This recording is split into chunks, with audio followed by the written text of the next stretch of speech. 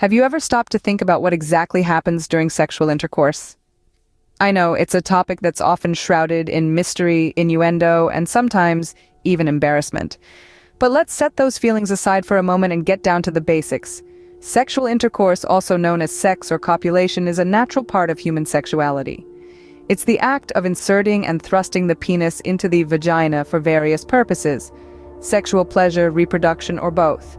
But it's not just about the physical act, it's also about the emotional connection between two people, which can make the experience more intimate and fulfilling. It is crucial to understand that sexual intercourse involves much more than just the physical act. It also calls for consent, communication, and mutual respect. So now that we've defined what sexual intercourse is, let's delve deeper into the physical aspect of it. When we talk about the physical side of sexual intercourse, it's not just about the act itself. It's about understanding the physiological responses that occur within our bodies during this intimate encounter. Firstly, let's discuss arousal. This is a crucial step in the sexual response cycle.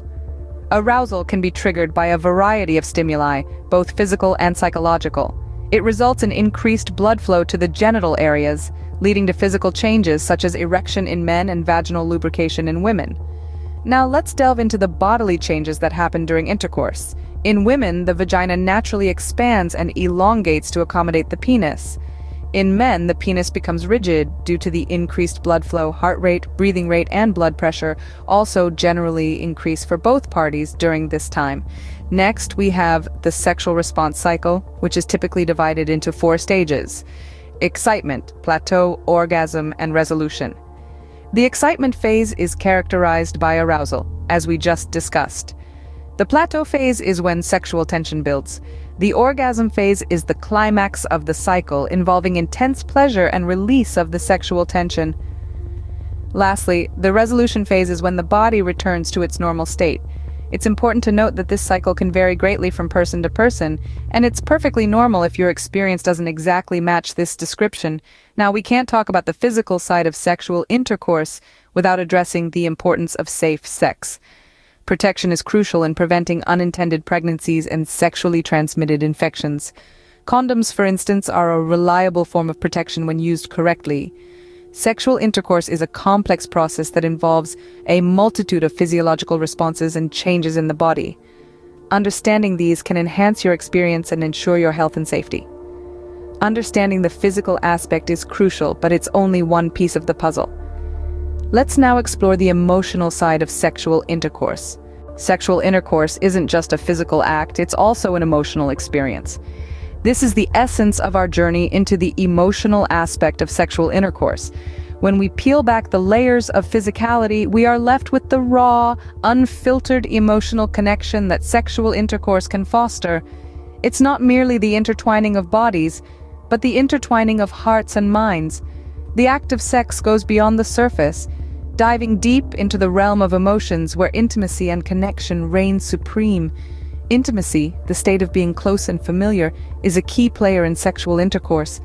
It's the safe space where you can be vulnerable, share your deepest fears, hopes, and dreams. It's the silent language of touch, the soft whispers in the dark, the shared laughter, and the comforting silence. Intimacy is the emotional glue that binds the physical act of sex into a meaningful, soulful experience. Then, there's the connection. Imagine 2 pieces of a puzzle fitting together perfectly. That's what connection feels like. It's the feeling of belonging, of being understood, of being seen. It's the invisible thread that links 2 people, making them feel as if they are a part of something bigger, something magical. Sexual intercourse can strengthen this connection, making it more potent and profound. Moreover, sexual intercourse can impact mental health, both positively and negatively. It can act as a stress reliever, a mood enhancer, and a self-esteem booster. On the flip side, it can also lead to feelings of guilt, shame, or anxiety if not approached with care and respect. In essence, the emotional aspect of sexual intercourse is a beautiful dance of intimacy and connection, of give and take, of love and passion. It's the silent symphony that plays in the background, adding depth and meaning to the physical act. So we've covered the physical and emotional aspects, but what about the social aspect? Sexual intercourse doesn't happen in a vacuum. It's influenced by and influences social norms and expectations. But what exactly does this mean? Consider the societal expectations surrounding sex. We live in a world where certain behaviors and attitudes towards sex are deemed acceptable or unacceptable based on societal standards. These standards can vary greatly from one culture to another, and even within different communities in the same society. For instance, some cultures might expect abstinence until marriage, while others might be more accepting of premarital sex. But it's not just about cultural norms. Consent and communication, two vital components of any healthy sexual relationship, are also influenced by societal expectations. The idea that no means no and yes means yes is a relatively new concept in many societies. As we continue to have open and honest conversations about consent, we're reshaping societal expectations and promoting healthier sexual relationships. Now let's talk about the portrayal of sex in media. Media, whether it's movies, television shows, or advertisements, often presents a skewed image of what sex should look like. These depictions can influence people's perceptions and expectations of sex, and not always in a positive way. For example, the media often fails to portray the importance of consent, safe sex, or the reality that sex doesn't always go as smoothly as it seems on screen. These portrayals can also perpetuate harmful stereotypes and stigmas. They can contribute to body shaming, unrealistic expectations of performance, and the notion that certain sexual behaviors are abnormal or wrong.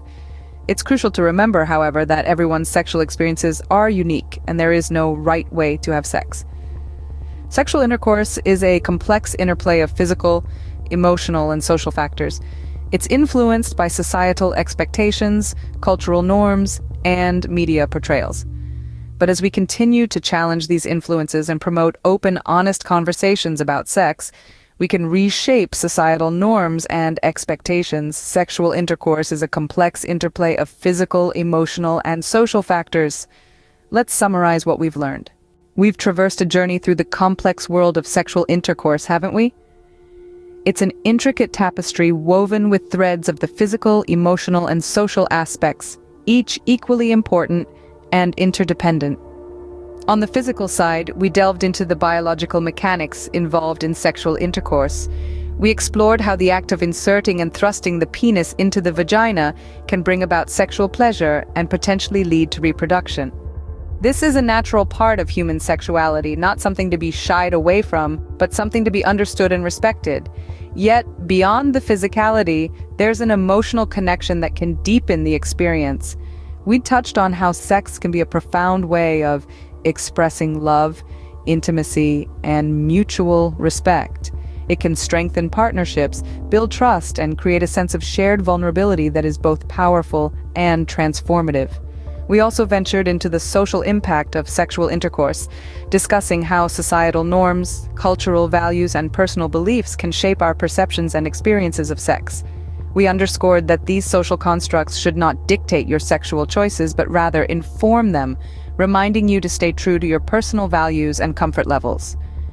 Throughout this journey, 3 essential themes have consistently emerged: consent, communication, and safe sex practices.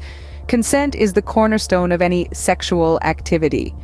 It's about ensuring that both partners are willing and comfortable, that they understand and agree to what's happening. It's about respecting each other's boundaries and acknowledging that no means no always. Communication, on the other hand, is the bridge that connects you and your partner, allowing for a deeper understanding of each other's desires, fears, and expectations. It's about being open, honest, and empathetic, creating a safe space where both of you can express yourselves freely. And lastly, practicing safe sex is paramount. It's about protecting yourself and your partner from unintended pregnancies and sexually transmitted infections. It's about making informed choices that prioritize your health and well-being. In conclusion, sexual intercourse is a multifaceted experience that goes beyond the physical act. It's an interplay of biological, emotional, and social elements that can be as complex as it is rewarding. It's a personal journey that varies from person to person, relationship to relationship. As we wind up this exploration, remember that there's no one-size-fits-all when it comes to sexual intercourse. Each person's experience is unique, shaped by their individual perspectives, preferences, and circumstances. So stay informed, stay safe, and respect your partner's boundaries. Remember, sexual intercourse is a personal experience and there's no one-size-fits-all. Stay informed, stay safe, and respect your partner's boundaries.